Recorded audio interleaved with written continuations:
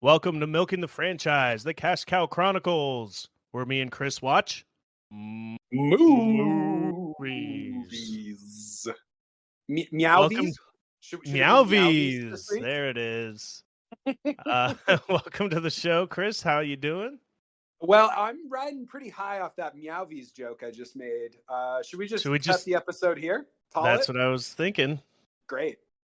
No, I'm doing good. Yeah, got a few short weeks left in this school year, and I'm looking forward to some summer.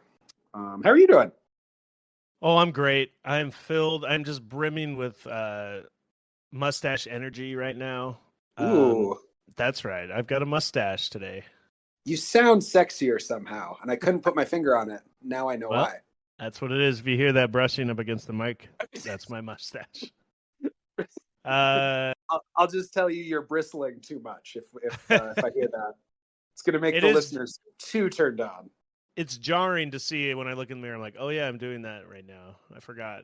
That's a thing today. Is it No Shave Mayvember?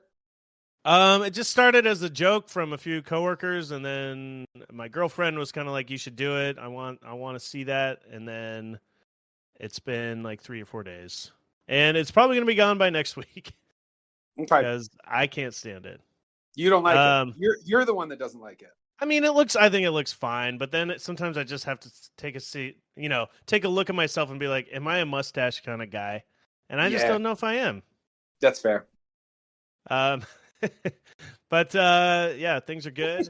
I'm excited to get into the milkiest franchise of all, Garfield. Or one of the milkiest. Ghostbusters is up there, but Garfield has got a lot of stuff. And you can't make lasagna without milk. Is that right?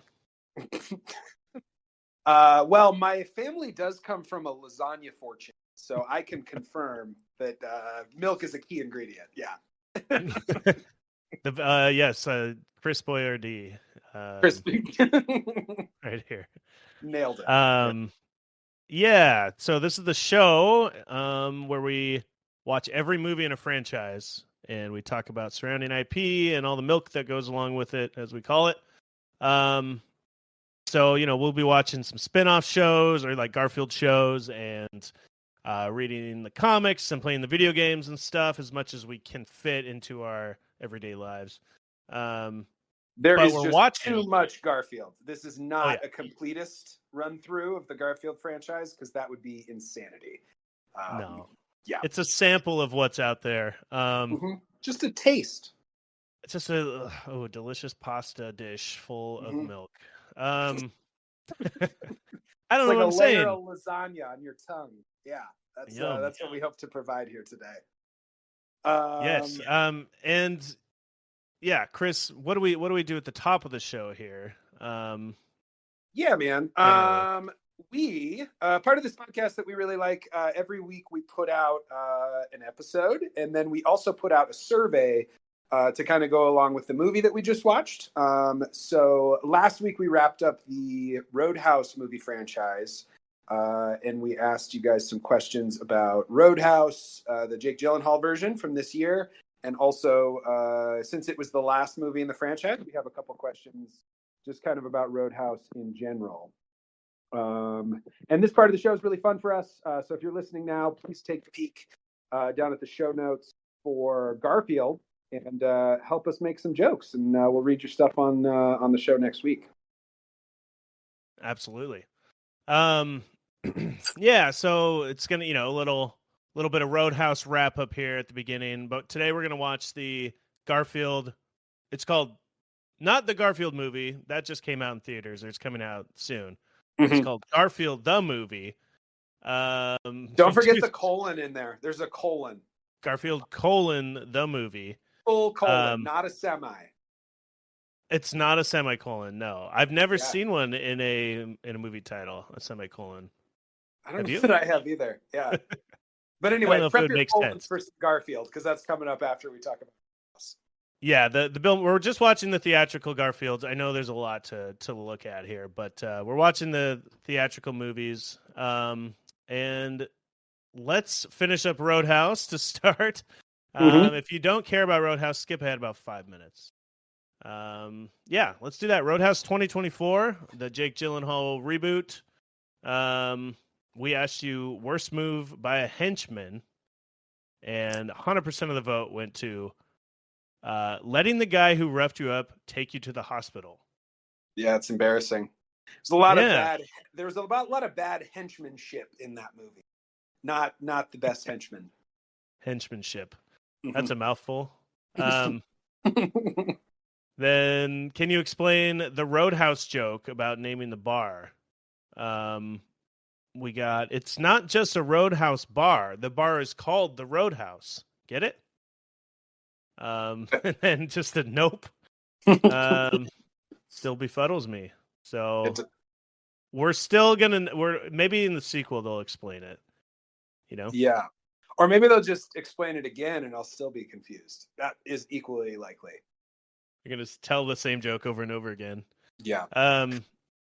Besides shaving with a straight razor, what are some other dangerous boating activities? We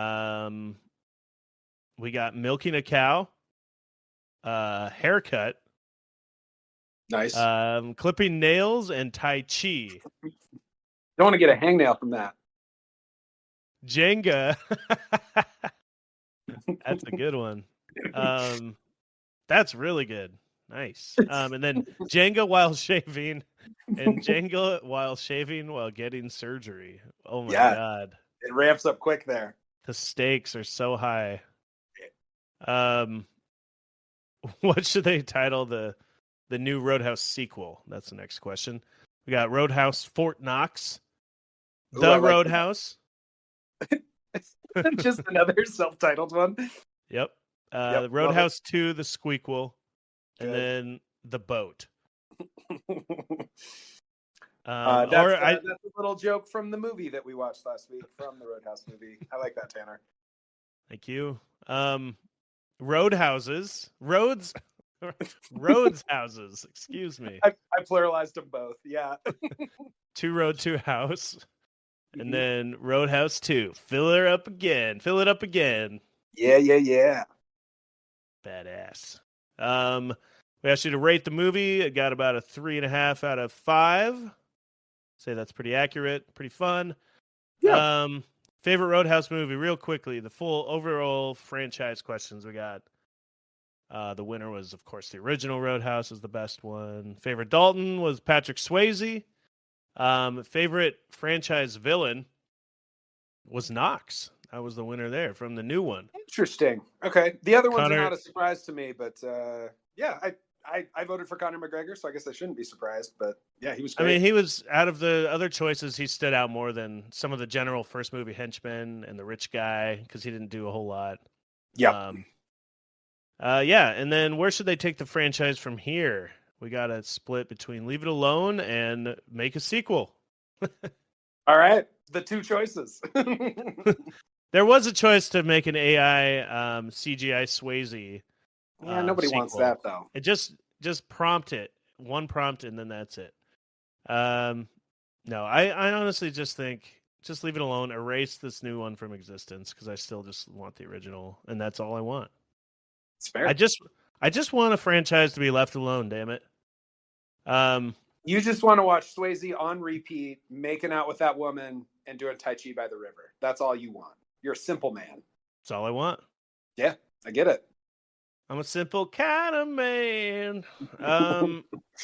Yeah, so that's the franchise Roadhouse for you. And now we're gonna segue into it's a hard R, just like super brutal franchise, and we're going straight into a kids series. Straight into Jim Davis and his fat cat.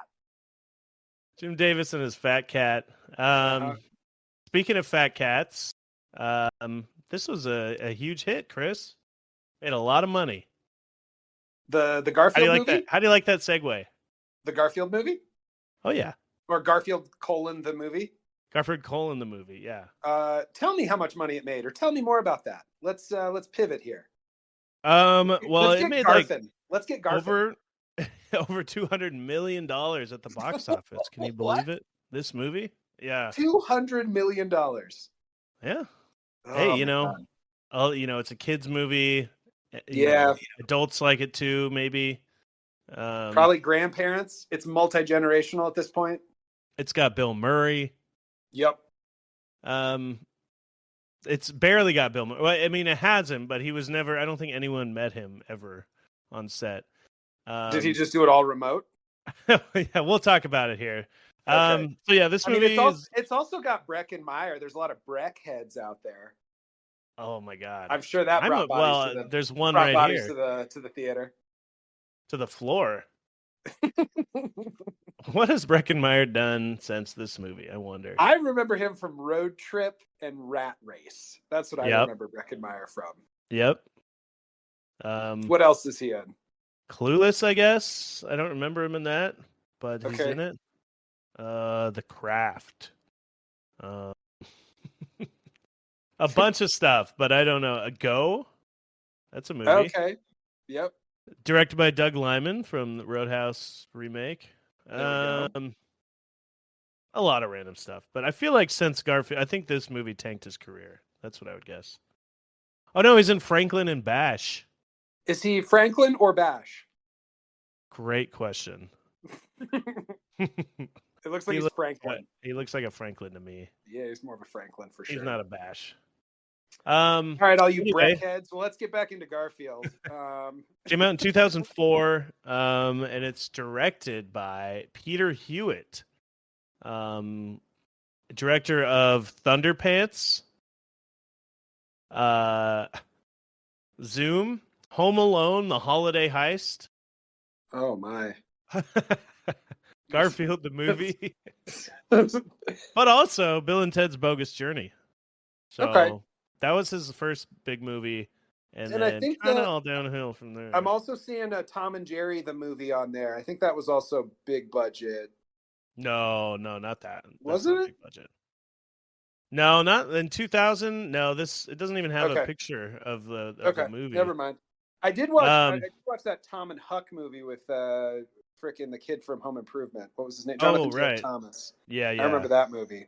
I remember this when I was a kid too. Yeah. Yeah. So this he's been around. A lot of middling children's movies. It seems like. Well, if you can make $200 million off a middling children's movie, then he's in the right profession. Yeah. So as we mentioned, this movie stars Bill Murray, as the titular Garfield. And I guess I'll just tell you right now, yeah, he accepted this role because the writer was somebody named Joel Cohen, who he confused with one of the Coen brothers, who is named Joel Cohen. At least this is what he said years after the movie, and that he thought he was doing a Coen brothers movie, or that he at least wrote this kids movie when he signed on, and then found out later that it was somebody just with a similar name.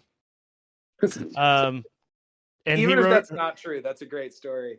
He recorded all of his, most of his sounds, it says, from his New York City apartment, and while on the set of The Life Aquatic with Steve Zissou. And well, it's just basically baffled and like vocal about how bad the script was while doing all of his work, which I just find funny. And after all the stuff we read about during the Ghostbusters, like, yeah, that's classic Bill Murray, right? Yeah. Just complaining about the script, demanding things. Yeah. Yeah, I just love the Joel Cohen, Cohen versus Coen. Yeah, I think that's pretty funny. Classic mix them up. Classic mix them up. Yeah. Chris, do you have any just info on Garfield or the history of Garfield that we want to start with, or save it for the end, or what? Yeah, I don't know. Maybe we should get into the movie and kind of save that for the milk section, and then we can talk about Jim Davis and the comic strip and how successful that had been. Maybe Sounds save that good. for the end, because I think this is, in theory, a movie podcast, right? So we should probably start with the movie. In theory, Uh it's confusing some days. I don't know. huh. But yes, yeah, okay, we'll talk about it. Garfield the movie, 2004. Where do you want to start? Oh man, probably with the Baja Man, right? That's how I like to start every morning. Um, But they did not get the rights to "Who Let the Dogs Out." I was sure that that was going to be the credits song, and I was a little disappointed when they played this one again. it's The called song's called, Holla. yeah, it is. Yeah. And of course, the Baja Men have a song called "Holla," right? Wait, you thought that it'd be Who Let the Dogs Out? It's about a cat. Well, yeah, but there was that scene towards the end at the train station with all the dogs. I thought for sure they were Oh, going to yeah. play it after that, and then I don't know, Too show Odie expensive. doing something. Maybe, yeah. Um, Yeah, so we meet our cast at the beginning. Breckenmeyer is the lonely shut-in John who owns a cat. Bill Murray, as we mentioned, is that cat Garfield, and we meet. That's about it. It's just the two of them living in this very nice house in kind of middle America. It starts with yeah. like a weird like photo memory collage, and it's just kind of showing photographs of John and Garfield howling around. And then the first line of the Monday, Tanner, did you write down the first line? First line of the Monday? Oh, No, is that first what I line of the said? movie First is line of the movie. Let's try that again. I love or I hate Mondays. Oh, fuck, I fucked it up. We Fucked both up the did. classic line. Yep. I love Mondays. Uh-huh. No, it starts with the I hate Mondays, of course. Mm-hmm. Which, we were talking, just suck it up, Garfield. I mean, you don't do anything. You don't You have just a lay job. around all day. Suck it Yeah. up. Yeah, you don't have a job. Find a trivia night. There's fun things to do on Monday. Get out Speaking there. of, did they ever say what John does? I feel like he's just always home. Does he have a job? He, according to the very first strip of the cartoon, which I read this week, he is a cartoonist. Oh, okay. So it's supposed to be Yeah. Jim Davis is him. Okay. It's kind of his. I'm imagining it's kind of his alter ego, right? That should have been the plot of the movie is him like making a strip about Garfield, That'd be fun. Yeah. Yeah. Anyway, but yeah, so a lot of yeah. that is not what it's about. Just a lot of the opening montage stuff of like just little bits of him like waking John up, Yeah. flushing the toilet while he's in the shower, just kind of pranking John, I guess. Just being real ornery. Like John won't get up and feed him, so he jumps on John's crotch. Yeah, he's taking too long in the shower, so he flushes the toilet. Seems like a pretty toxic relationship and a very abrasive pet to have to be around. Sounds pretty awful, honestly. Yeah, for real. Garfield talks to the camera in this movie, so there's a lot of like the fourth wall kind of breaking where he's talking at you. And I guess, I mean, that's kind of like his little thought bubbles from the comic strip. Mm-hmm. And he is fully CGI. 2004 CGI. What did you make of this CGI? Oh man, this is like a big. I don't know. I feel like this is an important conversation from this movie. I didn't think it looked cartoony enough on Garfield, because like so much of it is those black lines on his fur, so he just looked like a fat orange cat. But then they also animated a bunch of the other cats differently, and so some of the animals, like Odie, is just a dog. There's no embellishments or like he doesn't really even look like Odie from the comics or from the animated stuff. He's just like a little terrier. Yeah, and then the worst ones are like Nermal, who is just a cat, but then they make the mouth move like in Look a Talking Cat or whatever that movie is that we watched from that movie night. Yeah. And it looks terrible. It looks really bad. So I don't know. I feel like they should have picked one of those three things. Like, are they using real animals with moving mouths, or are they just going to CGI it? But I'm assuming this must have been at a point. Go ahead. Homeward Bound or whatever. Yeah. Totally. Like, yeah, the real animal thing. Yeah, I was going to say that too, is that Garfield's like this cartoony, looks fake and out of place compared to the other animals in this world, who are just, normal looking animals all around, right? Yeah. Yeah, Yeah. exactly. Yeah. There's also the question of why some animals can talk and some animals can't. You know what I Yes. mean? This is the Yeah. big thing that I wanted to bring up. I don't know. Do you know any of these rules? I know Odie doesn't talk in the strip, so of course he's not going to talk. But it seems like some animals can and some can't. I don't know. And sometimes dogs bark, but then sometimes they talk, and that's confusing to me. Yep. I don't think they really settled on like one set of rules for these animals. No. And so they just it's kind of hodgepodge, honestly. Yep. Yeah. Yeah, there's a lot of one thing I was thinking puns. while we were watching this, I would love to see this movie if they did it like Who Framed Roger Rabbit, with all the animals fully animated over the top. You know, I thought that would have looked really cool on this, but I know 2004 in like the Garfield and Friends style, right? Like an actual cartoon looking. Yeah. Yeah, I'd like that too. We can leave Brecken in there. He's a dreamboat, but like, I don't know. I think it would have looked cool, like to actually have them. You know, they're still doing things like cartoons would, so just make them cartoon, and I think that would have looked cool. But I feel like 2004, like CGI was kind of all the rage, and so they did that. But I don't know. Who can say? Who can say? Yeah, I agree with that. So yeah, it kind of starts out with them just a lot of, showing their relationship, and then you get some Garfield hanging out and walking around the neighborhood, meeting other characters like Nermal, who's just another cat, a gray cat, and one of his friends, or is he an enemy, kind of frenemy, maybe? I don't know. What was Nermal's relationship to Garfield in the comics? Do you remember it all? I'm not a big aficionado, but I feel like we'll know. Yeah. Yes. By the end of this run, we'll know.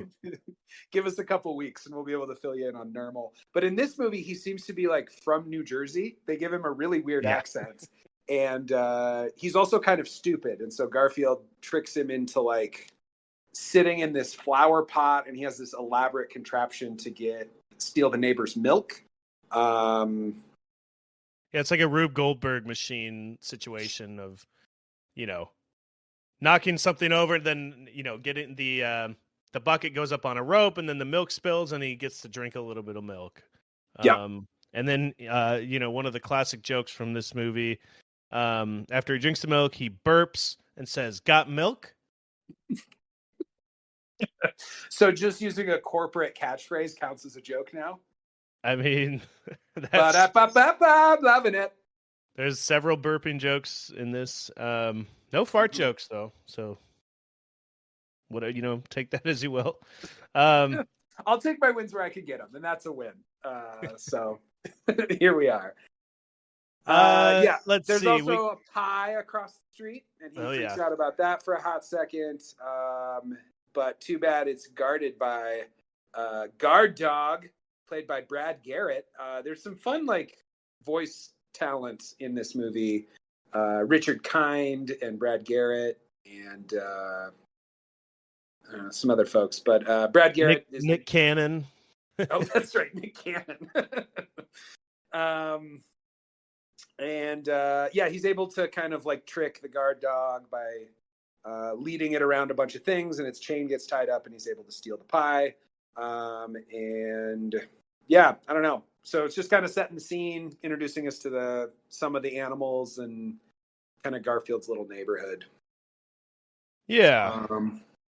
And this whole time is just Bill Murray doing quips, just so many quips, right? That's the thing it's just so much just filler, random quips and things in between. Nobody can understand him. So when he's around John, he's just saying things and it's just bad joke jazz, all around the plot of the movie. That's a great way to describe this movie. It's just bad joke jazz. And they even explain it at one point where Garfield says, "I know you can't hear me, but can't you just listen?" And that was really helpful to me because I never really understood. John can't hear Garfield, So Right. Garfield's just talking to us about what he's doing with John. Oh yeah, that's classic Garfield. I knew that Okay. he couldn't understand. Yeah, it's not like a these animals don't exist in a world where they're talking to people or anything like that. They're not actually talking. Right. They're just like communicating with each other, and to the audience, I guess. Yeah. Yeah. Um, Well, I have a dumb brain, and I needed it spelled out, so I was grateful for that little. well, this that movie's little bit made of for dumb dad people, I joke think. jazz.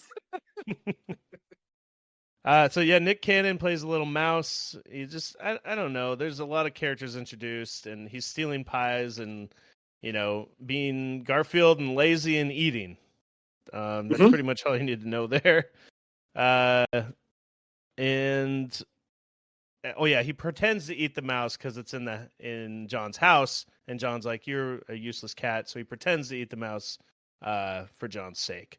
But he's actually friends with the mouse, I guess. He lets the mouse go, and they have a little arrangement where the mouse won't come back for a while, and he'll get a new haircut, so John won't recognize him. So he doesn't want to eat the mouse, probably because he's got all those lasagnas to get to. I will be abbreviating lasagna as zanya. We do it with pizza to za, and I feel like we should do the same thing with lasagna. I'm just gonna call it na or la. Nya, maybe with an enye sound at the end. Laza. Chris, tell us about this TV show that he watches. That's right. And as Garfield does, he's a lazy cat. He spends big chunks of his day watching television. And on TV, there's a cat named Persnickety. And there's like a guy named Persnickety. Oh, that's clever. That's clever.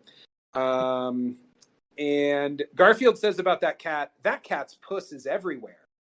Which does that even count as a double entendre? It seems like just an inappropriate thing to say in a kid's movie, but maybe I'm crazy. Well, I think a puss is I think that is like a face, like some kind of slang term for someone's face. Really? Yes. So I could say the cat's puss in a kid's movie, and that's okay. Yeah, nice puss you got there. Okay. All right, great. And actually, I'm not trying to be gross. But yes, that means the face. Okay. Certain Irish, I guess. They got like a puss look to them or something. Okay. I don't know. Yeah. All right, or mouth. I think mouth or face. Then that is a completely reasonable line for a children's movie. I walk away from my earlier statement. I definitely think is everywhere. Yeah, there's multiple things happening. Also, it's just like a pussy cat. So he's like saying like face and cat, and maybe just the fact that he's saying puss is supposed to be for adults, haha, like a joke for adults in there. I don't know. Do you think that this joke in particular Bill Murray hated, or he wanted it rewritten to more stuff like this? I bet he came up with it. Because I think that from what I read about his recording and him just like it seemed to be that he was like changing lines and kind of just saying whatever he wanted. Which is probably better from what it sounded like. The script was pretty bad, and maybe got a few extra jokes in there that wouldn't have been. Mm-hmm. But yeah, this TV show with Persnickety there's what's the guy's name? The host of the show, Happy Chapman, played by Stephen Tobolowsky, classic actor from what is that? Scrooged or the other one, Groundhog Day, and lots of stuff. Classic. You know who he is, right?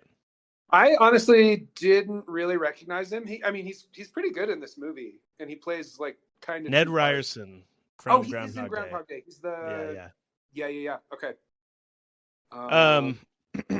But yeah, he plays two parts in this. So he's the host of this whatever the show is, local cable access show or something, where he's just like playing with cats. Mm-hmm. I didn't really understand what the show was. Did you? No, he had some sort of like cat-based bit that he did as part of this television like local access show. But he also had like like a debilitating allergy to cats. So every day Right. he has to go on this show with Persnickety, the cat whose puss is everywhere, and he has to do this show, and it gives him just this incredible allergic reaction. So he kind of hates his life, and he's pretty grumpy. He's kind of a jerk to everybody around him, which makes him a great villain for a movie like this. He's just kind of a jerk. Yeah. And, So he sees a news the news comes on. So it cuts to him and making the TV show, and you see that he has a twin brother who is a successful news anchor on TV. And he's doing this crappy like local TV for housewives, as he puts it, or 50 housewives or whatever. And he's very jealous of his brother. And wants to up his show game somehow. And yeah, he was supposed to be the smart one, and he was supposed to be the good looking one, but his brother's got this good job. Yeah. And that's kind of just the basic premise there. You're gonna see he's the villain now. We get some more Garfield stuff. He eats some lasagna. Oh, before we get to that, can we talk about those lasagnas? Because John brings home a bag of groceries, and all of them are lasagnas for one. Like that's the whole bag of groceries. Yeah. Okay. It just seems like the saddest possible bachelor meal. A bunch of lasagnas for one. At least it's not top ramen, I guess. Yeah, you're right. There are sadder meals, but it just when he dumped those out on the counter, it had me rolling. Also, Garfield eats them like frozen or cold, at least. Yeah. He's a lasagna fiend, He's a fiend. So another joke in there. Yeah, that's like a Garfield staple is just eating lasagna, right? Mm-hmm. That's like a joke is just eating lasagna, right? Yes. That's just those words together count as a joke, and I legally have to laugh at them. And then he takes Garfield to the vet, which it seems like he's been doing a lot lately, apparently. Garfield's like, well, I guess I'm going to the vet again, even though there's nothing wrong with me. And John just seems to like going to the vet. And why would that be, Chris? Well, Tanner, it's because there's a smoke show of a vet played by Jennifer Love Hewitt. Liz, I believe is her character name. Is that right? Could be. And apparently John and Liz went to high school together, and John had a crush, and he still has a crush, and he's got plans to ask her out, and so he kind of seems to be bringing Garfield to the vet a lot, just as an excuse to see this pretty girl. And there's kind of an awkward scene in here where she says she has a question for him, and he thinks that she's going to ask him out, which is insane because they're at her work. Like, I don't. Yeah. Like, it seems like maybe the worst place to for her to ask him out. But, whatever. And that's not the question. She actually wants him to adopt a dog, which is Odie. Which is also, it's even more insane that you would just assume just somebody, a stranger. I mean, they're not strangers exactly, but hey, why don't you adopt this dog just out of nowhere? And he's just like, okay, I'm going to adopt a dog. Thanks. Yes. Yeah. Oh, hey, That's do you want chores until this creature dies? Then here, take this with you. And why Odie of all dogs? Why did she pick this dog? There's probably a lot of dogs that need adopting, and she's just like, do you have to take Odie, or he's not going to make it at the pound, or she says something like that. She does say, why would he not make it? That pound seemed lovely. It's a kill shelter, I guess. And meanwhile, Garfield's in the back, just like getting his hair. A lot of dead animals in the sequel. Garfield's just getting his hair done. Some more. When I say jokes in this movie, I have quotes around it. So it's more just like what passes for a joke is like Garfield getting his hair cut funny. You know what I mean? So that's what's happening in the back. And he does like a little Elvis thing there too, right? Yeah. Because that's also a joke, like an updo. So perfect opportunity for some Garfield Elvis content. What's updo? What's up, dog? And so he takes the dog. He adopts Odie, not begrudgingly, but because he likes this girl, I guess. And on the way out of the veterinary clinic, she asks him out on a date, finally. And there's so many spots in their little friendship, relationship, whatever, where it's yeah, like John went back in to like ask this girl out and then just doesn't do it and adopts a dog instead. And I was like, dude, well, then just go ask her out. Like, that's the whole reason you went back in. But then she asked him out instead. He just keeps like falling backwards. yeah. And There's I no don't like know. moment either that like solidifies their like they've known each other for a long time. He's been going to her as the vet for a long time, and Yeah. then there's nothing that solidifies this moment as like a moment to ask her out or like for her to ask him out even. You know what I Right. mean? It's not like there's a change in their relationship where they see each other from a different or she sees him from a I don't know. I guess it's the dog adoption, but she kind of forced it on him. Right. He didn't have a lot of choice in that. It just kind of happened to him. Yeah. Yeah. Anyway. And of course Garfield isn't happy about it. So, when they about Odie, of course, then they go back home and there's just hijinks. Anything of note here, Chris? They try and go do the milk trick. I mean, Odie sits in Garfield's chair, and he is just, generally lovable and kind of stupid. And then he tries to do the milk trick that he did with Nermal, but Odie kind of flips it around on him, and Odie gets the milk and traps Garfield under the bucket. And so, yeah, I wrote down that the trickster has become the trickster-y. Absolutely. Yeah. Although I don't think Odie's really doing anything.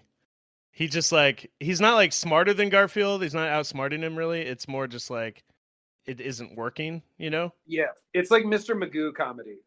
Yeah, and Garfield doesn't know how to corral him or trick him into things. Yeah. But yeah, so later that night, John lets Odie sleep in the bed, and this makes Garfield pretty jealous. And we get a scene. I think this is okay. Are we here already to the Black Eyed Peas? Yeah, we are. All right. Are So you talking about the climax of this film, Tanner? no. Wait, no, I'm talking about the dance scene here. So there's like a I don't know 3-minute dance scene to "Hey Mama" by the Black Eyed Peas. So he turns on the TV and it's a music video for the Black Eyed Peas and it's playing in the movie too. And then you just get an animated dance scene of Garfield and Odie dancing around. But I think Odie's actually the dog has learned to do this like jumping thing where its arms are in the air and it's a real dog doing that, right? Or is that animated? Yeah, its arms are in the air and it just don't care, Chris, do you think that's animated or I couldn't tell?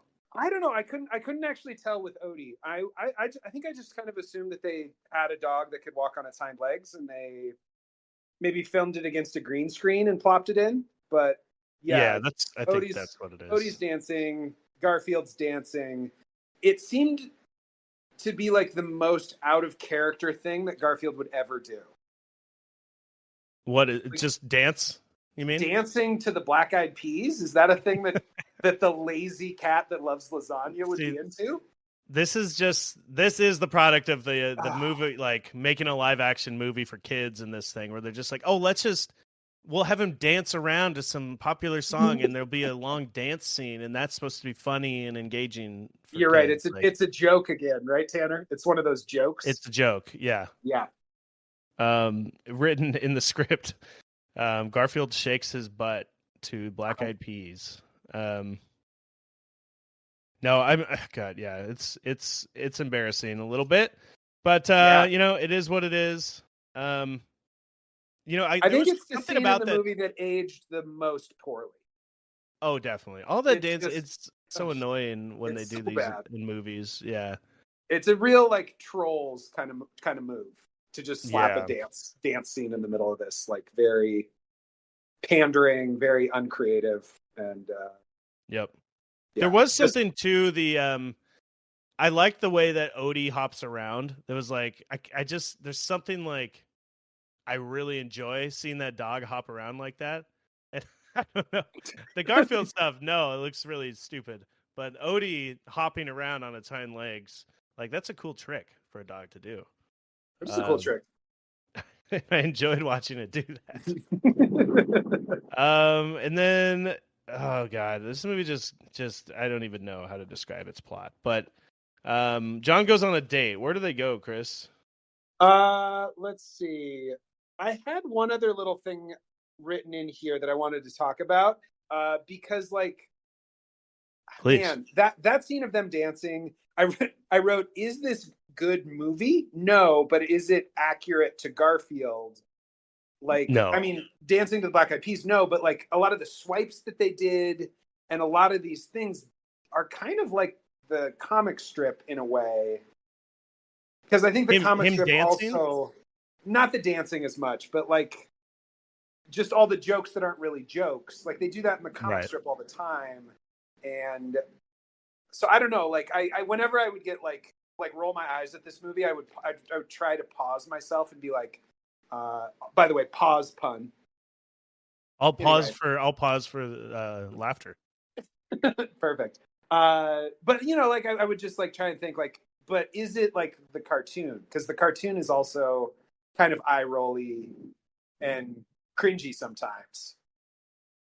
Yeah. And so I think some of the stuff in this movie kind of goes there. I get what you mean. Like the jokes in the strip a lot of times are just like Garfield eats lasagna. That's a joke in that could be a joke in the strip as well, right? Right. Like, or like, where did my food go? John says, and then Garfield like has a mouthful of food, and that's it. Right. And that's the whole joke. That's a joke. Yeah.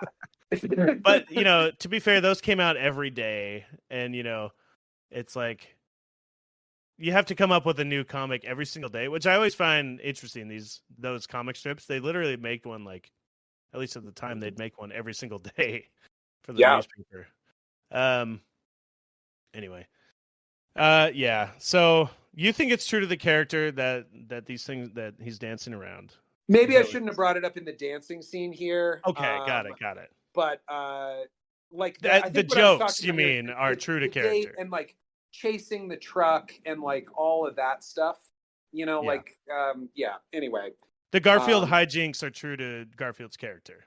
Yes, and that doesn't necessarily translate to a good live action movie, but it is like kind of true to the source material, I guess is what I'm trying to say. I think you're right about the style of jokes are true, the hijinks are true to character. Yeah. I just remembered Roger Ebert gave this thing thumbs up and said charming. That's what it says on the DVD. Did he now? Just charming. Okay. So yeah, this movie's charming. Not funny. That's the point, but it's charming. Huh? You're not gonna laugh at it, but you might smile at the corners of your mouth once or twice. Yeah, you're gonna grin, a slight grin for sure. Oh yeah, grin and a little grin for me. All right, so we're going on a date. We're going on a date. Yeah, Odie gets to go, Garfield doesn't, and Garfield gets really jealous. Because also maybe he lost the dance off. I'm not really sure. But anyway, he decides he's going to go too. He chases John's truck. And I thought this was an actual very nice touch. The truck slams on the brakes and Garfield hits the back window like one of those sticky dolls, like the Garfield sticky dolls that were really popular on cars. Oh, when we were kids. Yeah. I thought it was a nice little touch. I didn't even think about that. Yep. And then there's a wipe transition, you know what I'm talking about, where the whole screen like it wipes across, and and that was another moment where I was like, that's good Garfield. Like, would a Garfield comic strip have weird scene transitions? It probably would. Like, I don't know why they didn't do that more. And so they go on this date, and Garfield kind of runs in. Where what is going on with this date? Where are they going? That's what I mean. They went to a dog show. That's insane. That's a weird date. It makes no sense. They take Odie to the dog show. Like Odie's gonna enjoy looking at the dog show or something. Also weird. And the woman's a vet. Don't you think she would want a break from dogs on your one date with her? Yeah. No, it's it doesn't make any sense that you go to a dog show. That's not a date. And it's like a local dog show. I don't even know, first of all, what they were judging, because before anything can happen, Garfield causes a ruckus and all the dogs chase after him Yep. and ruins the entire dog show. But luckily, some music starts playing, and it might have been that same Black Eyed Peas song. And Odie escapes, or not escapes, but he gets up and starts hopping around in front of the crowd, and everybody, it's a huge sensation. Everyone loves Odie's dancing. People lose their shit. They fucking lose their shit. So much so that Happy Chapman wants him for his own. And he's like, if you know, he offers John like to become famous with him and his dog. And John's like, no, I just want him as a pet. I don't want to take advantage of Odie or whatever it is. Yeah. But you know, he gives him his card if he changes his mind, and now Chapman is obsessed with this dog. Obsessed. Yes. Because he can use him in his show. He won't have the allergic reaction. And Odie is already a star. He's a star in the making. And right here I wrote, is this a good plot? Not really, but is it good for a Garfield movie? This is a pretty compelling villain for a Garfield movie, I thought. And then Garfield rides home underneath the car. Do you know why he did that? I didn't understand that. But he well, where else is he going to go? Well, I thought he would just get in the bed of the pickup. Well, no, I think in the bed. Yeah, he should have been in the bed. Although I think it was he was complaining he was getting knocked around in the back of the pickup when he got out the first time. But the bottom of the truck has got to be a lot worse. Gotta be. Yeah. Yeah. But they get home, and the date obviously went well enough because John catches some kisses. You go, John. And meanwhile, Garfield is inside, and he's pretty upset that his the date didn't go well, and Odie was kind of the star of the show again. And he throws a tiny little tantrum, which then leads to a giant chain reaction, which destroys everything in the house, knocks over shelves and books and just busts the whole place up. Yeah, I don't know. Any other thoughts on this scene? No, yeah, he wrecks the room, and then John gets upset, kicks him outside. Yep. And during this scene, Garfield is depressed about it, and he's singing. He goes around just singing a song. It's New York State of Mind, but instead he's singing it as New Dog State of Mind. Comedy. Another joke for you. But at the end of that, he kind of curls up outside of the doggy door or whatever, the pet door. And Odie comes out and cuddles with him because, you know what? Odie's a good guy. Odie's a good dog. But Garfield takes this as an opportunity to lock Odie out instead, which I don't understand how this pet door works, by the way. Yeah, I don't get it. Because that means the way I took it after seeing it is that it was locked because Garfield was locked out. Right. But Odie unlocked it and went outside. And then when Garfield went inside again, he locked the door again. Is that right? Yeah, yes, to all of that. I was also confused why if Odie was able to come out, Garfield couldn't just go in before. Yeah. Is there a locking mechanism on the doggy door?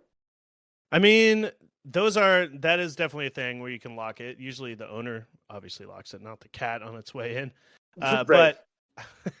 But yeah, I mean, this is assuming that John locked his cat out, which is pretty cruel, but also that Odie was able to unlock it. Now I could see Garfield locking it because he's Garfield. He's clever. Yeah. But Odie unlocking it to go outside, that seems a little too much. It really took me out of the movie here. Yeah. This is where I drew the line. This is the part. It had you up until here, and then it lost you. Well, I guess the dancing lost me before, but it lost me again here. And there's some talk. They're like, "Oh, you can't let the dog outside; he'll run away," and then he does. Which is narrated by cats we have barely met and do not care about. Yeah, there's several I moments in paused this. it, and there's one called Arlene. I didn't know that was a Okay. character from this franchise at all, and we do not meet her. I mean, Arlene just kind of Arlene's a pretty popular character in like the cartoon show. Like it's Garfield's love interest, and it Thank even you. says that in the credits here that, and it's like a pink cat, you know. Yep. But in this movie again, all of these friends, Nermal and Arlene, are just normal looking cats. They're not like Garfield looking Right. cartoon Yeah. cats, you know. Which is really Like they could stupid. only afford one CGI character, and so they just left all the other ones as just regular cats. And it's supposed to be Deborah Messing from Will and Grace as Arlene. Oh, I had Garfield's no idea. love interest, because they don't even interact Yeah. at all. But that's that. Yeah, there's a couple moments with these two animals where at the end I'll talk about it too, where they just kind of are talking about what's going on and they have no real role in the movie. Yeah. Yeah. I want to say they're kind of like a Greek chorus narrating the action, but I think that's giving this movie way too much credit. Oh boy, yeah. It's not that. It's they didn't think about it that much. No, they did not. They were like, "Oh, we need to narrate. Oh, the dog's about to run away. We need to tell the audience. What can we do? Let's bring back Nermal and his weird New Jersey accent." And I feel like they let just that rip. named it Arlene, or did they say Arlene? Someone must have said the name. Or I did you? had to pause. I paused it to see Okay, who was credited there. Yeah. gotcha. Yeah, yeah. I feel like they just had some talking animals, and they're like, "Oh, let's just make that Arlene. Let's just make that the Mhm. character from the show because people are expecting her to be in this in some respect." Um, yeah. Anyway, so Odie runs away, and where do And we he go then? chases, dude, maybe we need to talk about this for a second. He chases a dog food truck to the dog food headquarters. And the dog food headquarters is where the Happy Chappy guy, Happy Chapman, is. So is his job, I don't understand his job. Is his job is he like the mascot for a cat food company? Or does he own the cat food company? Or is it a dog food company? Or like what is he on TV for? And if it seems like it's just cat food commercials, why is it such a big deal that he has to do, like, you would just do one commercial like every 6 months? This is amazing question. I didn't even put any of that together, that there was like dog food involved in where he was, but I don't. Like Wait, that's are you sure that the dog food company is where he was, where Happy Chapman was? I thought that was how Garfield found him, because he found the address on the back of the dog food box. And I think that was what they were advertising on TV at the beginning. It was cat food though, when he found that the where the tower was on that map or Yeah, whatever. yeah. Yep. I don't know about the I didn't catch the dog food thing, but yeah, Odie follows the truck, and some old woman finds him, right? Yeah, he doesn't. The truck doesn't lead him back to the dog food headquarters, just to a very nice old woman. Yeah. Yeah, and she brings him in, and the next morning, anyway, all those questions, maybe they'll go unanswered forever. I don't understand what Happy Chapman does. But the next morning, No idea. John is super worried. Odie is missing. He's kind of like running around, calling. He makes so many phone calls. Like, I don't know how. Like, if you lost your cat, I don't know how many numbers you would call. I guess all your neighbors in the pound. Yeah, I Maybe mean, the it's not going to police do any station. good to like call my friends and be like, "Hey, did you see my cat across town?" Or like Yeah. in another city or something. "Hey, have you seen my cat?"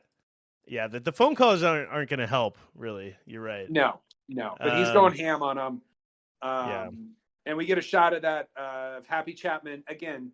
Confusing job, whatever he's doing. He's at a diner with his like assistant, and sees a sign on the lamppost that no, this he's dog. getting fitted at a tailor. Thank But you. yeah, Yes. Mm-hmm. yeah, and he sees the sign for the old woman put up a sign for Odie. And he sees that and is like, "Oh, there's Odie right there. That's my ticket to stardom. I'm going to Mm-hmm. take this dancing dog, much like the the WB frog or whatever." and get famous, and star on Good Day New York, I guess, a morning show in New York City, right? I guess so. Yeah. That's kind of his And I will plan say, here. Tanner, it might be a good plan because you said yourself you loved watching Odie dance. So maybe he's onto something. I mean, I would love to see if I saw that dog dancing, I'd be like, "Oh, this is fun! Wow, look at that dog! He's very talented pup." I would Uh-huh. not care about the man who brought him there. No, not at all. I'm not going to give Oh, that guy a shit. bald, overweight white guy? What's his deal? Yeah, what is this guy? Ooh, look at this guy. He owns that dog. Ooh, mama. What a Ooh, dog mama. owner. Ooh, ooh. Ooh, mama. Um, yeah. So let's see. He sees this thing. He goes and picks up he lies to the old woman and says, "This is my dog Odie." And so now he is in possession of Odie. Meanwhile, Breckin Meyer's still out there looking for Odie and putting up his own signs. And Jennifer Love Hewitt comes over for their Sunday afternoon date. A great time for a date. Probably another like dog show at the park or something. They're going to a petting zoo. Yeah, really. And Maybe they'll just go to the vet's office where she works. That sounds like a great date. I mean, there's animals there. Why yeah, not? exactly. Yeah. So yeah, he's at first okay. There's another weird, confusing like plot moment here where he's like ashamed to tell her that he lost the dog or that Odie ran away, Yes. and he's like, "Oh, should I lie to her?" Blah blah blah. But why would she be? She wouldn't be like, she wouldn't like walk out on him like he did something wrong. You know, obviously it's a mistake that Odie ran away, especially like a new dog in a new place. Like that's not that crazy for the dog to just, you know, he's not comfortable in his new place yet.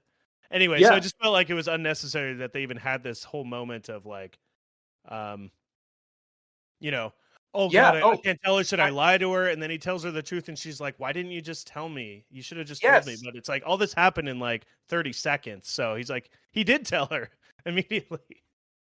Yeah. Yeah, but Anyway, no, you're totally right. I wrote in all caps, just tell her. Like she's a vet. I know. She will know exactly what to do with a missing animal. You know, I'm sure they get those phone calls all the time. But again, it's John being like a fifth grade boy who has a crush. You know, like he can't Yeah. say anything out loud because he's What afraid did he's gonna you like scare her away. What did you think of Breckenmeyer as John? Um, Serviceable? I thought he was serviceable. Yeah, I'll give him that. I think he seems too charismatic for John somehow. Like John is like a Yeah, single guy who owns a cat and like he should I be don't a little know. bit more lonerish for sure. Yeah, and not as good looking, like a little more homey. Yeah. I don't know. I thought Breckenmeyer did a good job, but I just thought Breckenmeyer. I think of Breckenmeyer from Road Trip, where he is the alpha male, like leader of the pack of a bunch of like fratty college guys. You know what I mean? Yeah, I don't think he's like the alpha male guy in that. I wouldn't call him. He's not like a. Oh, that's true. He's going for a girl. He's chasing a girl in that Yeah, movie he's. too. I don't. But I don't see him as that role either necessarily, but he's still kind of just like. Yeah, he's too normal looking, too normal. I feel like John is a little bit more of a disheveled, like, you know, he's been inside writing all the time and he doesn't get out much kind of thing. Um, yeah. Anyway, I know a thing or two about that, my friend. yeah, you're John. You're basically John. You need a cat, I need a cat. That's it. um, or a dancing Um, dog. That'd be your quick that's ticket to stardom, that's my Chris. ticket. I'll go to New York, Good Day New York, with my dancing dog, and I'll become a millionaire. That's the trick. Um, so, so they go out searching for Odie together. Mm-hmm. I guess this is kind of just the run up to the end of the movie is the rest of this. They're searching for Odie. Garfield is, at first he's like, I got rid of that dog. Finally, the house is mine. But he turns on the TV and flipping through the channels, and every TV show is like something with dogs. So it's making him feel guilty, which I thought was kind of a funny moment. Yeah. And so then you get to see, Garfield is he misses Odie. This is his moment for that. and now he's gonna Even go. though he's got this cold exterior, there's a little nugget of a good cat in there, you know? Yeah. Yeah. And you see on TV even there's a the TV show with Happy Chapman, and he's got Odie on the show, and he's trying to get John's attention. And John's like too upset to like pay attention, and he misses the moment on TV to see Odie. Yep. And there's also a scene here with like a shock collar for Odie, right? Yeah. Like a hardcore one with a bunch of like knobs and stuff on it. Yeah, and at one point he tases Odie with it, and it like makes him do like a flip. So it's like an automatic trick thing. Even though this dog can already dance on its own, it doesn't need this shock collar to make it do tricks. Yeah, it seems like just dickish behavior because, like you said, the dog is like a good performer, but he decides he's going to shock collar him anyway. Yeah. It seems pointless. The dog is already a star, you know. Yeah. I mean, he's got the flips for TV, baby. You know. I would the flips for TV. I like that. So Garfield is gonna go find Odie, and he walks out of the house and gets tired after about 10 feet, and goes back inside and eats until he's completely full. And now he's ready. Now that he's completely full. And we get another funny joke here where he burps and says, "That's a sign that the tank is full." Counts as a joke. That's a joke. Technically counts. Add it to the list. Put a tally. Burps are jokes. Uh-huh. Where do we go from here, Chris? Garfield takes a bus. Like I mentioned before, he's figured out where like the headquarters is for this cat food company. I don't really know exactly what Happy does, but whatever he does, he figures out he needs to go there. And so he goes to the downtown of their city and gets cornered by a bunch of rats in an alley. One of whom is voiced by Richard Kind, who has a hilarious voice. And they're about to eat Garfield. Love Richard Kind.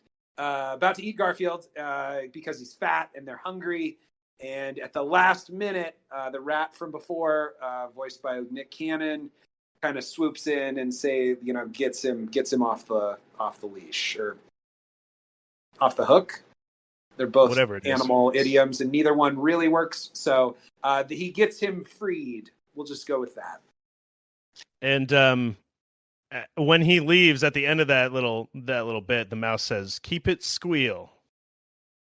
I heard that. Yeah. I wonder what Nick Cannon thought of the lines that he got for this movie. He thought, "Cha-ching, cha-ching." Garfield bucks. Give me them Garfield bucks. Yeah. Keep it squeal. How much? Another $1 million? Thank you. Yep. $100,000. Can that be how we log off of this show from now on? I was gonna surprise you with that if I remembered. Okay. But I did think that. Yes. Keep it squeal. Well, if we remember, we'll log off today with "Keep It Squeal," and we'll see if it sticks around. But there's also one later called where he says, "Shake it easy." Shake it easy. Shake it easy. Okay, great. So both of those work as a sign off. Also, do those count as jokes? Because we can add those to the pile. 100%. Yeah, anything that's a pun or like a play on words is a joke, right? Yeah, dude. Bad joke jazz. The rules have changed. Bad joke jazz. This is a BJJ movie for sure. Big time. Nick Cannon he helps makes Garfield. Go. No, he makes it to the tower that we were talking about. Whatever this job is where the cat food is made and Happy Chapman is at this tower, Garfield makes it there with total ease. Like, he makes it across city. I thought there'd be more of a adventure through the city, but it really was pretty quick. They did do that little like hiding in boxes, crossing the street, Frogger style. True. And Garfield gets almost trampled in a crosswalk. But you're right; it's a pretty quick voyage to the tower. And what happens when they reach the tower, Tanner? Let's see. We got Oh, he goes through the vent. So Garfield, he's a very smart cat. He gets into the vents and he's traveling around trying to find Odie. And whoever's in charge of the vent control unit, I guess that's like a whole city or tower wide job. Where there's two dudes are doing it. There's two there's, dudes in that room there controlling can't the vents. be much going on ever in that job. Maybe a lot of people break in through those vents. I don't know. What's your job, Vince? Vent screen watcher. Yep. So he's got like a little computer screen full of it's like the map of the vents throughout the building, and it's showing a blockage in there, which is supposed to be haha Garfield's so fat he's blocking up the vent. Which when you see him in the vent, he's barely taking up like a fourth of the vent, right? But it's he looks like a cat in a full vent. Yeah. Yeah, it's not like he's squeezing into it. It's yeah. So it's considered a blockage. So they hit the P button, which is P for purge, and they purge the vent system. Classic vent scenario. From right? one vent guy to another vent guy, you know all about purging vents. Chris, do you purge your vents? Oh, as often as I can. It's important for good vent health. You don't want them to get stuck with, there could be cats in there. You never know. Oh, yeah. Blockages. And what even happens from that? Nothing really even happens. He doesn't get kicked out. Well, he runs face first into the metal vent, and you get like pushes the metal out. It's like a little dents his face into it. Yeah. Yeah, counts as a joke. Add it to the pile. And then he tumbles out of the vent, lands in a box, and comes face to face with Odie. And so he has reached. The mission is saving Odie, and he's made it there.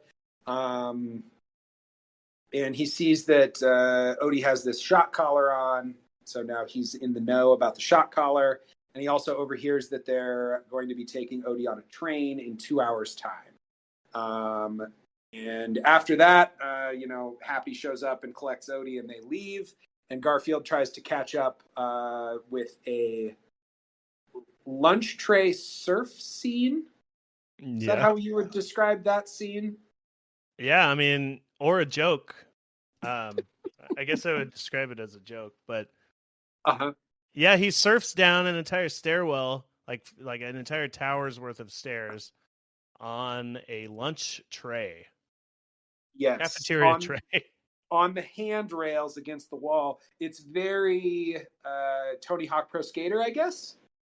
Yeah, or it made me think of Legolas from the Lord of the Rings scene where he like surfs on the shield or whatever it is. Mm-hmm. You remember that? It's really like goofy down like it's like I don't even know. Yeah. Like tusk I can't even remember at this point. It's been a long time, but it reminded me of that. Yeah. And very funny scene. I was laughing out loud. Were you lolling? I was lolling. Man, movie really got you then. And it goes right into another funny scene, Chris. Yeah, I was going to say, wait till you find out that the end of this scene, Garfield falls through the top of a lasagna truck. There's a lasagna truck that just has lasagna in it parked right outside. What are the odds? Yeah, how does he even fall through that? Because he goes down the stairs and then somehow he goes up into the air and through the roof of the truck, like penetrates through, the top of a car. And he's a cat. My understanding was he came about halfway down the building, surfing on that on the handrails, and then he fell the remaining half of the building. You're right. He fell out of a window. Top. Yeah, something like that. Yeah, into a just only lasagna truck, the same brand of lasagna from before, and it's just hundreds and hundreds of lasagnas in there. All the lasagnas you could want, Does he even eat the lasagna? He gets a little bite, but he's in the middle of a bite. Yeah, he's in the middle of a chase scene, so he doesn't have time to stop and, fully smell the lasagna. Stop and smell the lasagnas, exactly. And so after he exits the truck, he's it's a chase finale here. They're all chasing down Odie, trying to find Odie. Breckenmeyer and Jennifer Love Hewitt have also been hunting them down and going to different clues. They find the old woman's lost dog thing on a telephone pole, and they show up at her house and say like, "Oh, this guy actually stole your dog, the Happy Chapman guy," and they're like, "What?" And Garfield's also missing at this point, so he assumes that for some reason this guy stole his dog and his cat. And so they're all just kind of chasing this down. That's the rest of the movie. There is one quick aside But, here. Garfield's about to save Odie, and he gets scooped up by animal control. So we have a quick scene in the pound, and we meet Persnickety again, and Persnickety helps Garfield escape. And now it's everybody to the train station. Again, in this scene, he talks to other dogs, but some dogs don't talk. It's very confusing rules in this movie. Yes. But yeah, when Persnickety, also known as Sir Ronald or something. Anyway, isn't that what he said? Sir Ronald or Sir Roland? Because Happy chose the name Persnickety, so he doesn't like it. Played by Alan Cumming, by the way. So there's some big actors people, some big actors, big budget on this thing. I guess that's how you make $200 million, right? Oh, absolutely. By putting Alan Cumming and Deborah Messing and Richard Kind and Brad Garrett. Yeah. But there's another funny scene that happens here where they're kind of chasing the clues, and they get to this office building, and they just walk in without any identification or anything, and they go up to this office. I don't know how they knew where to go, but they walk into Chapman's office, and there's a paw print on the ground, and he's like, "Garfield's been here." Just from somehow there's a paw print. I don't know what would have made that print or where the dust came from. Do you know? No.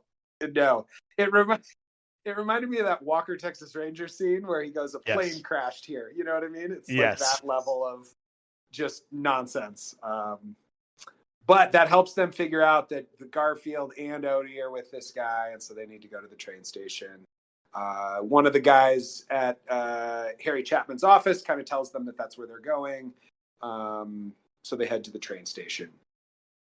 Do you know what city this is in? I don't know. Okay.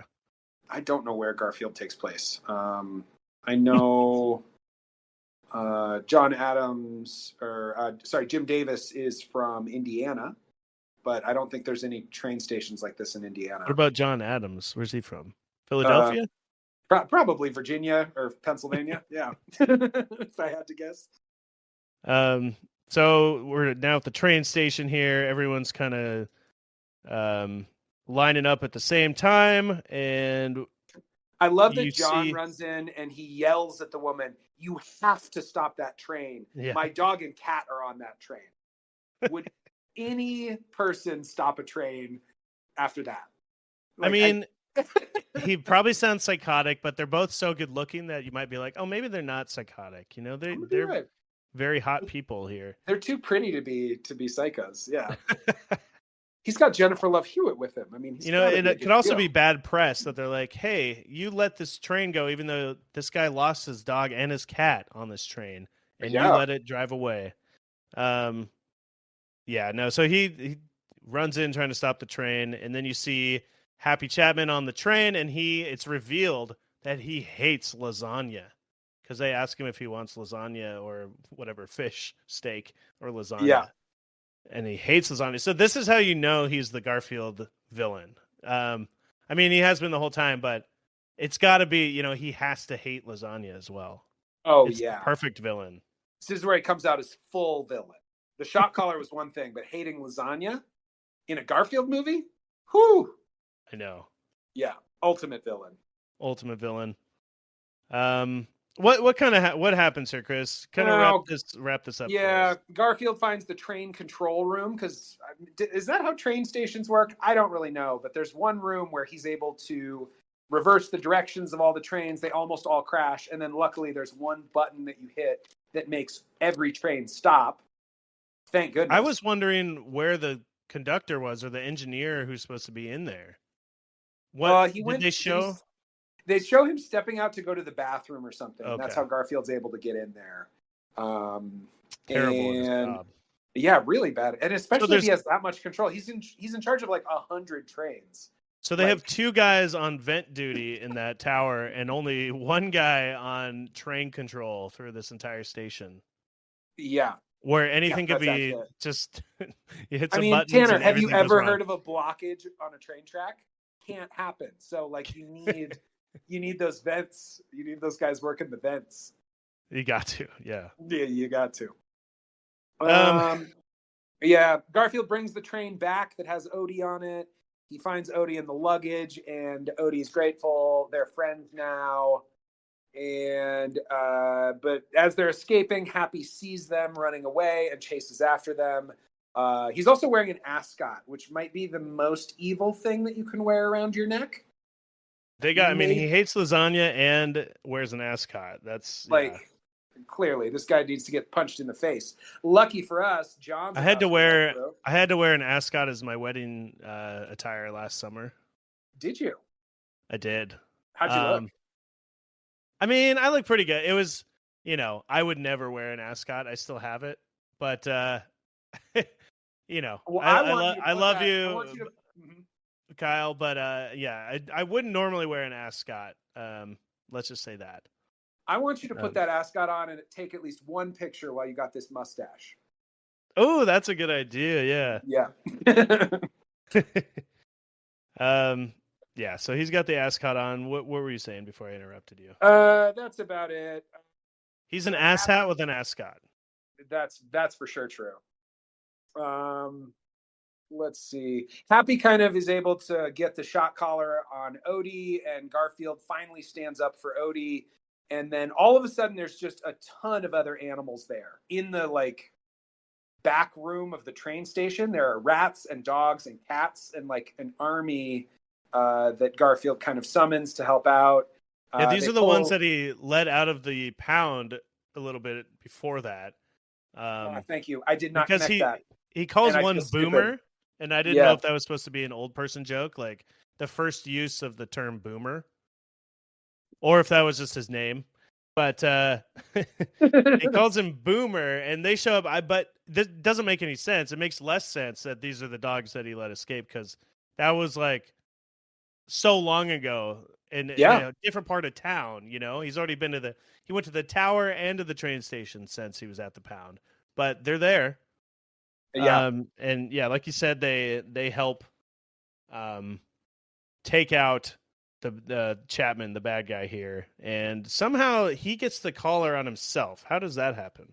But they show this one little scene with like him getting attacked by all the animals, but they just show the silhouette of it, like the shadow against the wall.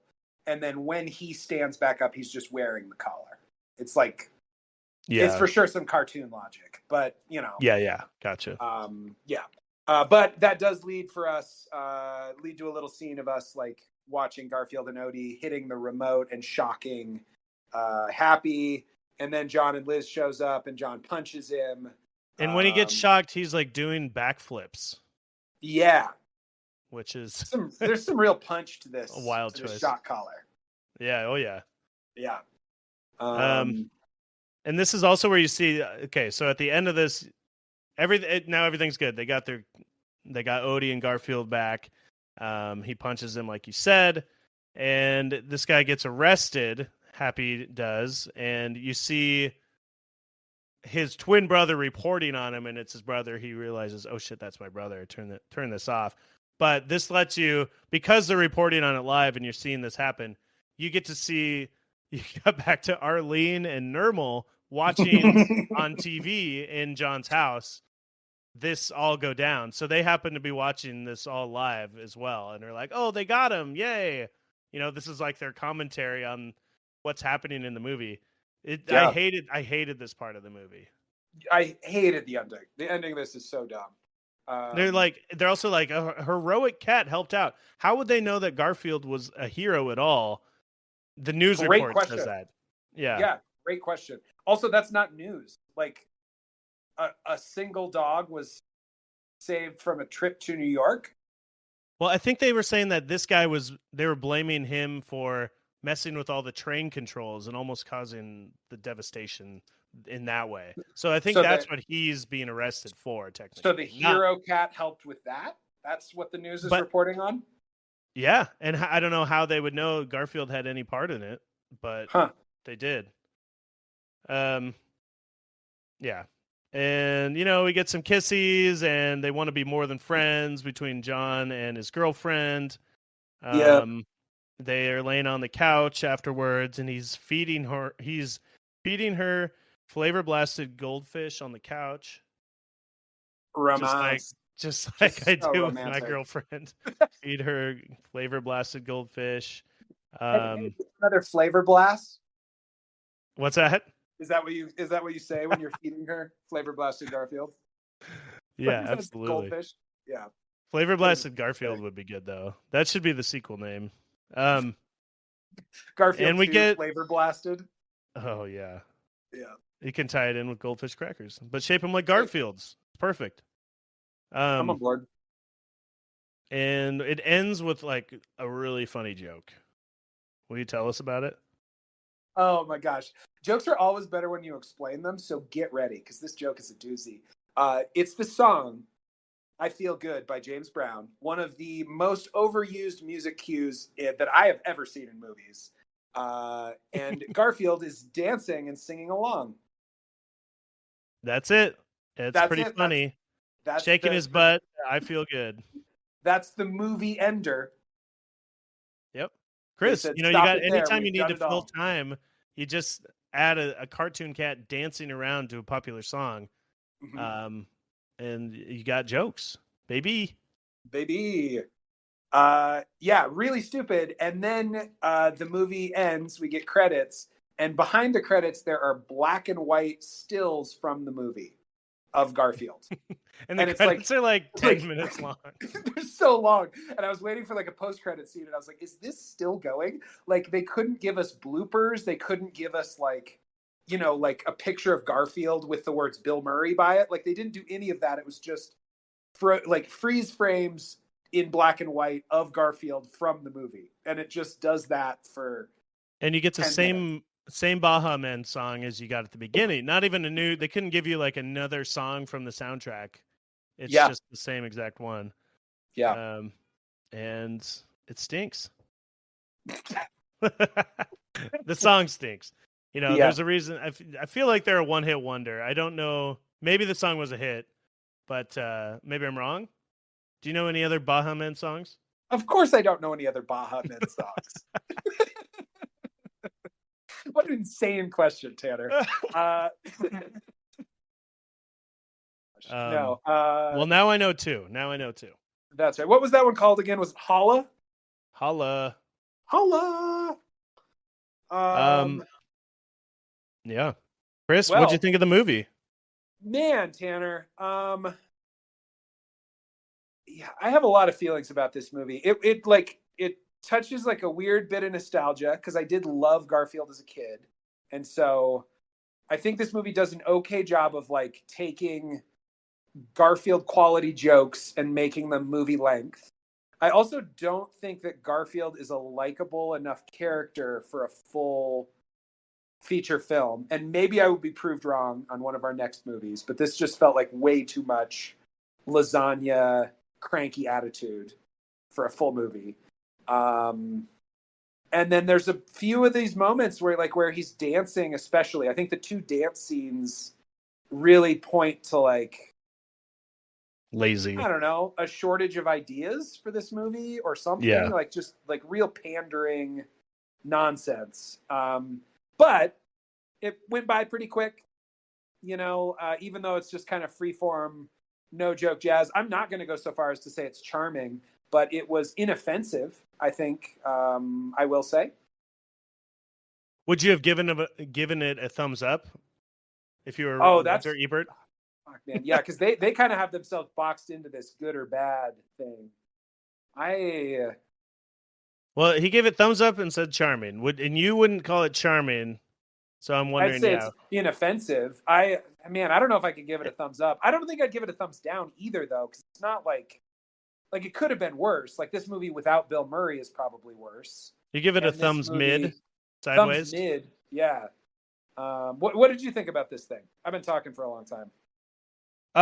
Yeah, it sucked.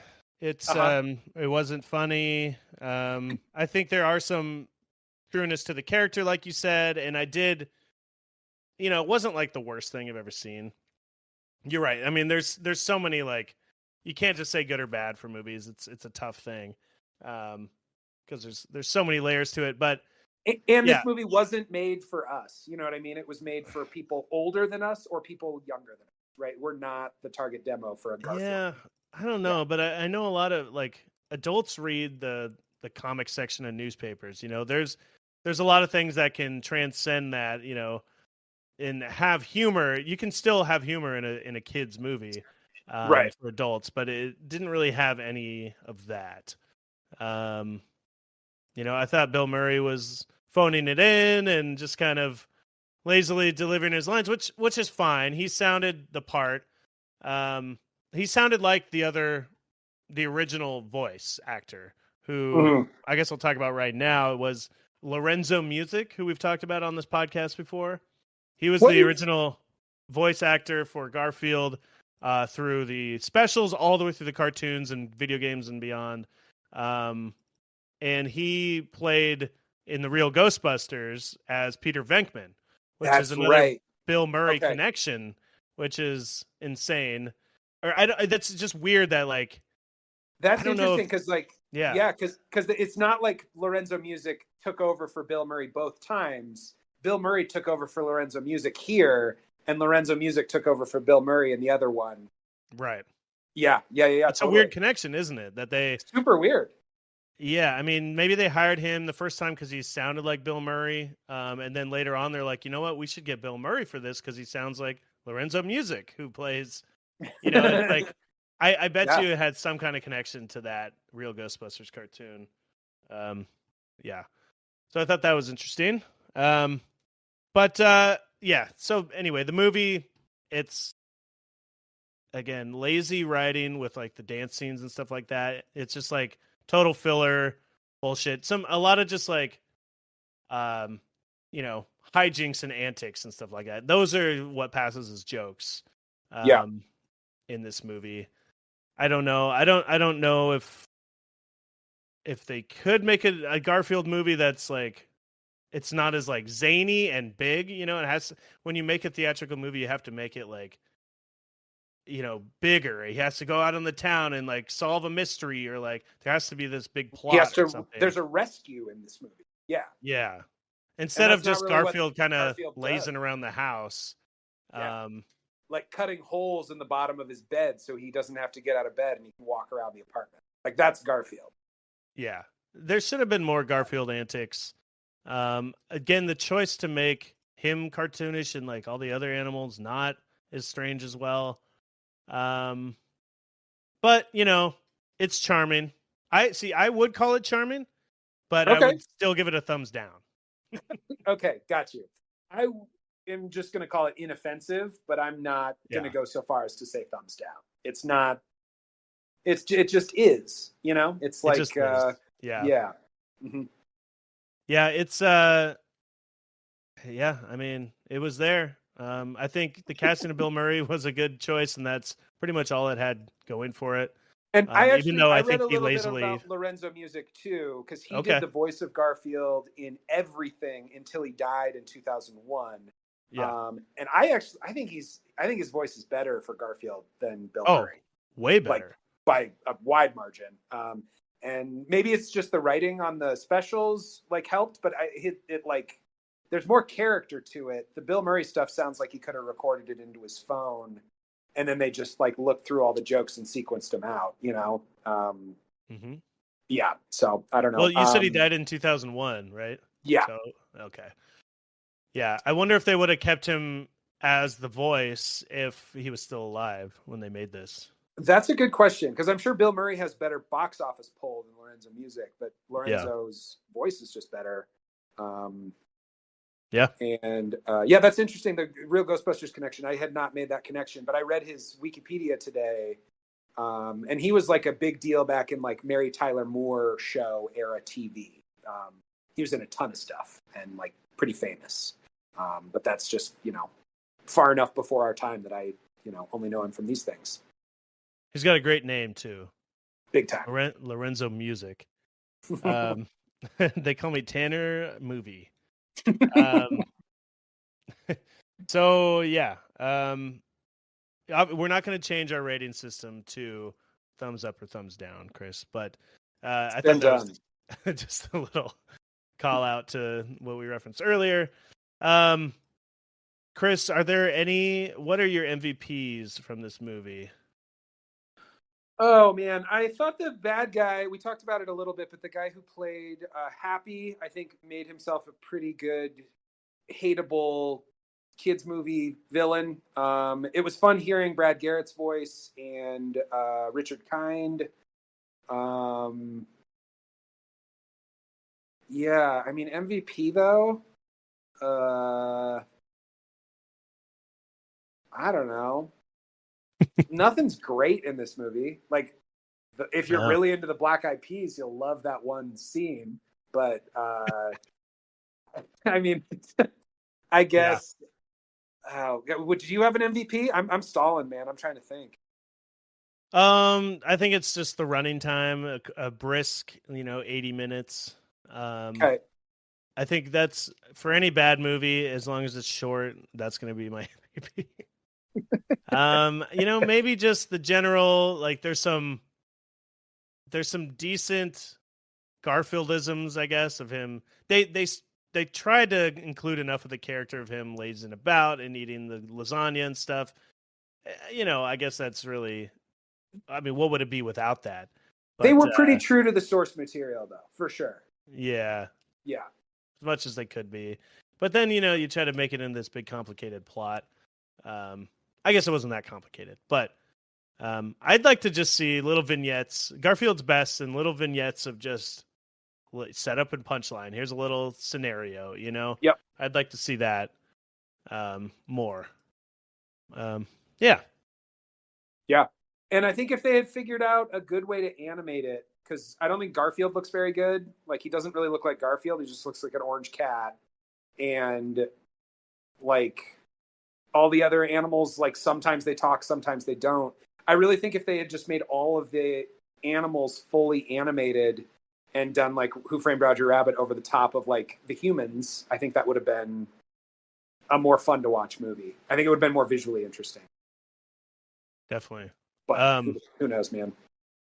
So then that brings me, is this timeless or a time capsule? And maybe I was thinking, like, considering the CGI, how would you... This is for sure a time capsule. The other thing we didn't talk about during the dance scene with the Black Eyed Peas is the silver Panasonic TV that it's on. Like, that TV just smelled like the college dorms to me through the screen. This is like so 2004. It is so, it is of a time. And, like, I don't think you could get away with the freeform joke jazz in a major budget movie. And we'll see with the Chris Pratt one. Maybe that's exactly how they do it, but there's not enough here for even a kids movie these days, I don't think. I think that movie is just going to be like a Pixar movie, but with Garfield shading to it. Yeah. That's what it seems like. But yeah, agreed. Time capsule for sure. Yeah. That CGI, just, whenever someone picks him up, it's just like this, it just doesn't work. This isn't working. But it's not you, it's me. I'm not, as mentioned at the beginning, this movie was a financial success, critically panned, but a financial success. It cost $50 million to make, and it made $208 million. Incredible. And it warranted, through its success, a sequel, which we'll watch next week, called Garfield: A Tale of Two Kitties.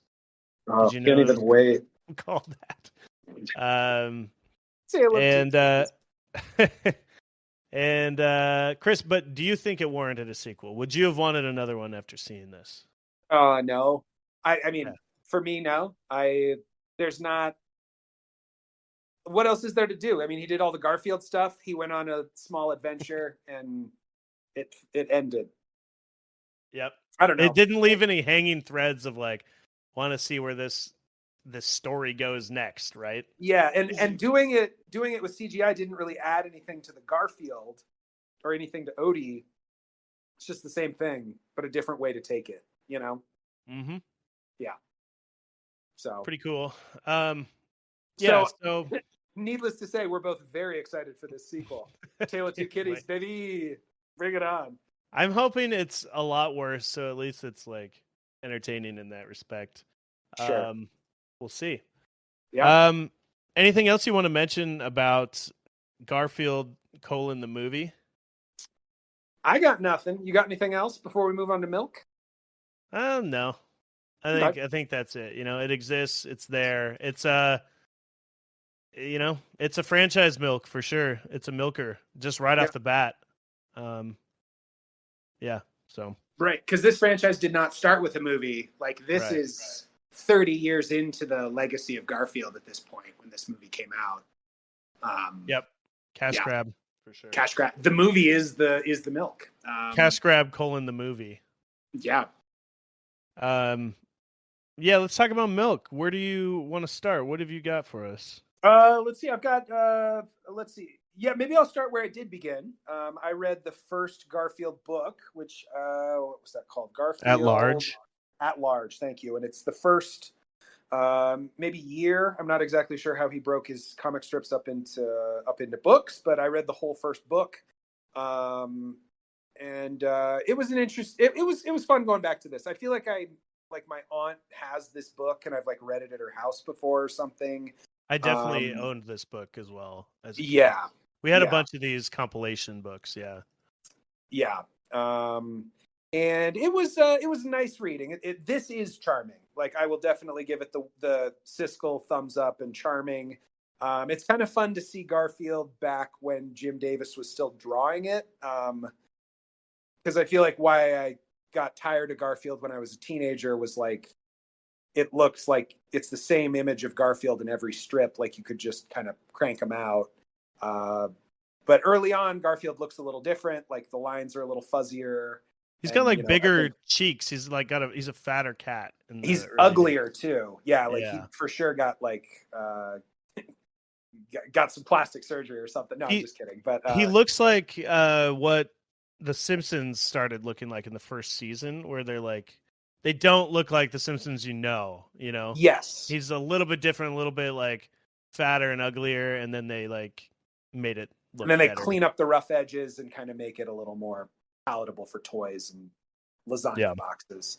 But it's kind of fun to go back into those early days and read that. And it does establish John is a cartoonist.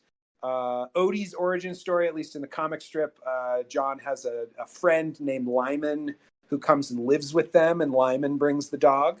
So a little different Odie origin story than the movie we just watched. It's charming. It's also really simple. It's kind of funny to like look at how big this got.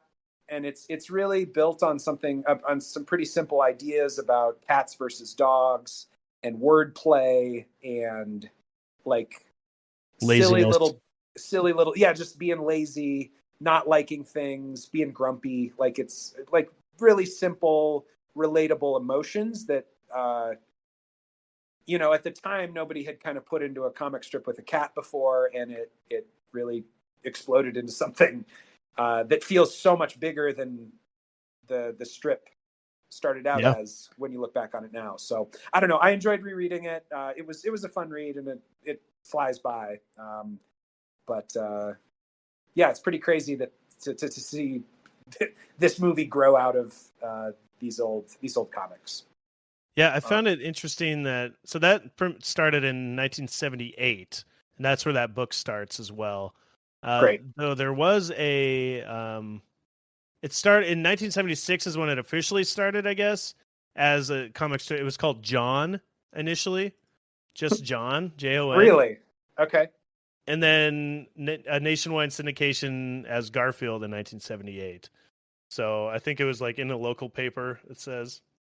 I found that interesting. I don't know how much. I'm curious to see those early comics as well. They didn't start with those in his first book, so I wonder if it's just mostly John, and then he also has a cat that happens to be Garfield, and then later on they're just like, well, let's just focus on the better part, which is Garfield. which is the fat cat John's who loves. not interesting at all, so let's focus on this cat who eats lasagna. Yeah, Um, that's the main character now. um, yeah. So, what did you watch any of these specials, Chris? Because I watched I one. I did. I watched, and that was the other thing. I watched one of the specials. Mine was something about paradise, and they were on some like low budget vacation.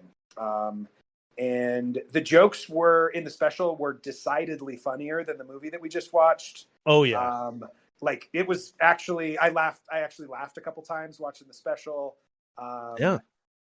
Lorenzo Music's voice is perfect for Garfield. It is like 1-to-1.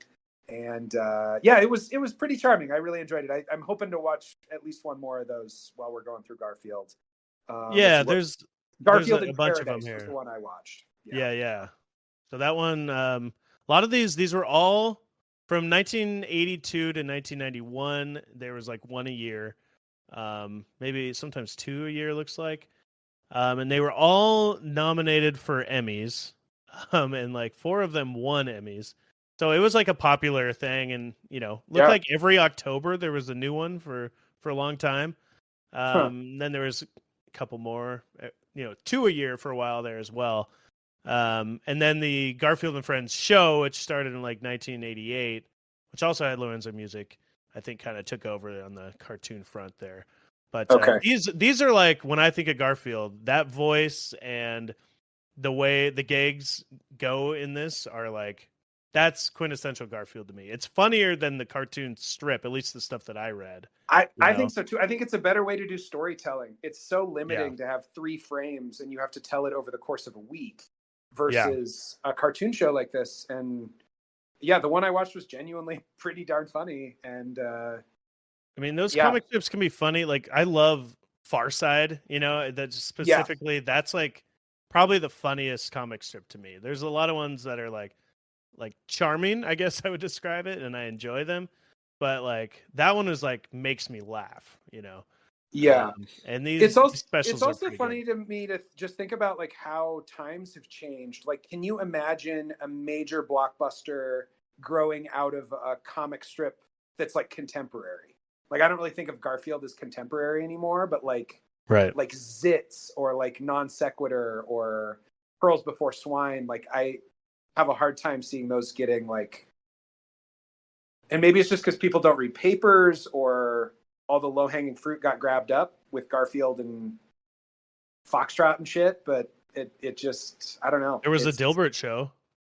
There was a Dilbert show, and I'm sure sure Scott Adams would love to bring that back.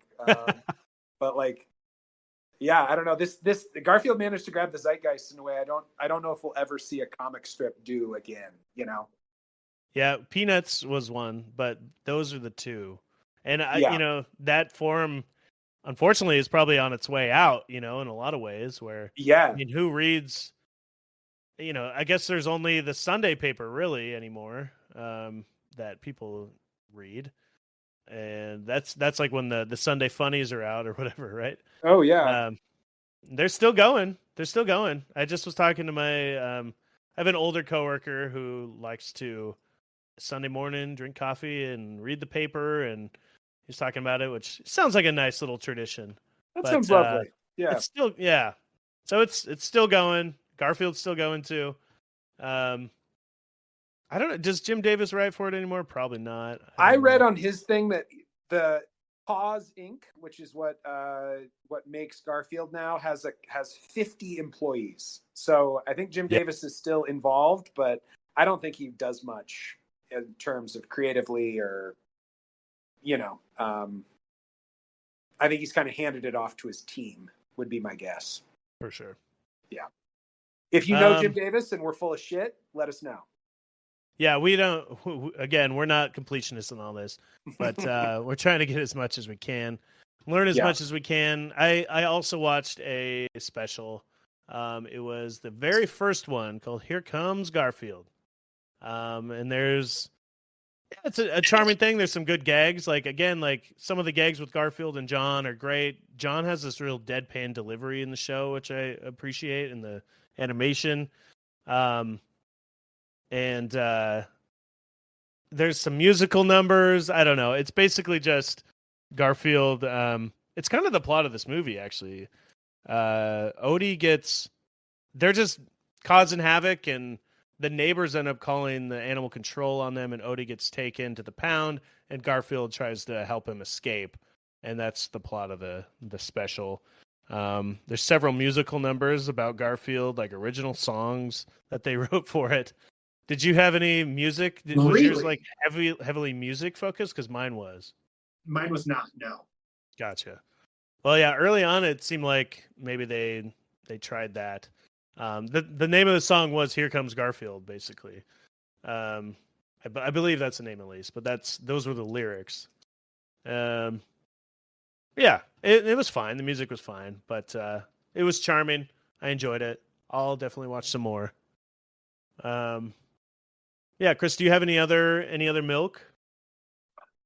For me, not this week. I just Sure. just that first book and that one special. Did you have anything else this week? I'll wrap it up here with my game breakdown. So, great. Speaking of just, being milked to death, Garfield, huge character. So, looks like by 1984 is when the first game came out, and there's just so many games over the years, whether it be just anything you can slap Garfield's name onto, it seemed like. Are these all games that you're looking at here? Yeah, these are all games. Some of them are probably like actual games where you're, going around as Garfield. But the ones that I played, the really early ones, are just like, I played Garfield Eat Your Words and Garfield Double Dares. They're just trivia and word games, but with Garfield there. So, one of them is like a word jumble, and you just try to get as many words as you can out of those letters. Yeah. Garfield, just a picture of Garfield there. He's just the other one, it's just, yeah. I mean, if you get one of the words in the trivia game right, if you get it right, he eats a bowl of nothing. It is disappointed. If you get it wrong, he gets to eat the lasagna, and that's the entire game. And then I played something called Create with Garfield, which was actually kind of fun, and you get to, has a bunch of stamps and like backgrounds and pictures of Garfield and John and Odie and all his friends and different like things you can put in there, and you make little Garfield comic strips, and you can put in word bubbles and type things in. And this was like 1985 on old computers too. But yeah. So I had fun just making really stupid comics and like trying to add jokes into the word bubbles. And, just about lasagna and Mondays and stuff like that. And I enjoyed being able to do that and creating these little comic strips. So that one I'd actually recommend if you have a Apple II computer at your ready. Then fire that thing up. Fire that up. And believe me, it'll take you 10 minutes to boot it up. So start it now, and then by the time this podcast is over, you can play it. You'll be ready to reap those rewards. Yeah.